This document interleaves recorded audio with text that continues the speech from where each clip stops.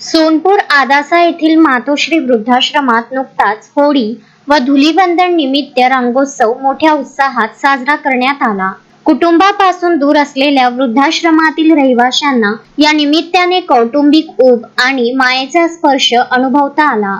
योग परिवार सावनेर, महिला पतंजली योग समिती सावनेर तालुका आणि मातोश्री वृद्धाश्रम यांच्या संयुक्त विद्यमाने 1 मार्च ते 3 मार्च या कालावधीत आयोजित 3 दिवसीय योग महोत्सवाची सांगता या रंगोत्सवाने झाली.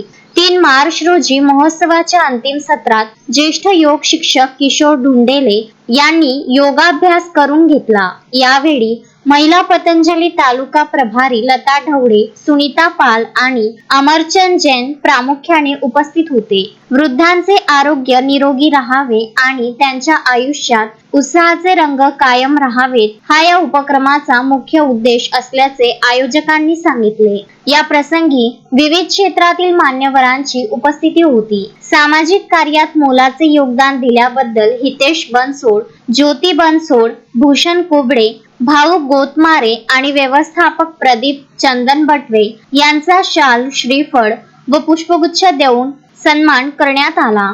व्यासपीठावर पूर्व नागपूर जिल्हा महिला प्रभारी उर्मिला जुवारकर, निखिल भुते, रेखा पोटभरे, अमर जैन, डॉक्टर शिवम पुण्यानी, शेखर जी, डॉक्टर प्रमोद डोंगरे, रंगराव ठाकरे, दीपक झिंझुवाडिया, अभिषेक गहरवार, संजय भोयर, अशोक आठवले आदी मान्यवर उपस्थित होते.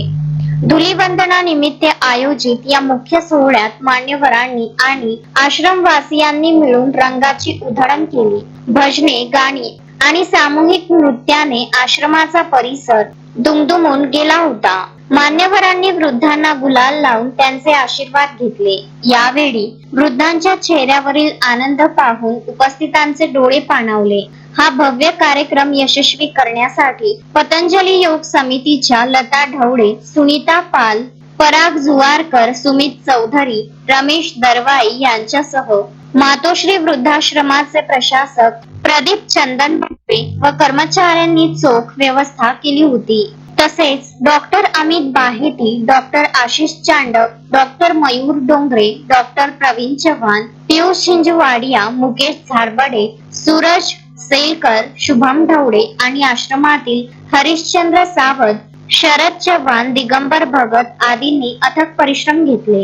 कार्यक्रमाचे संचालन किशोर ढुंडेले यांनी केले तर प्रास्ताविक प्रदीप चंदन बटवे यांनी केले, तर आभार राजू कारबांडे यांनी मानले.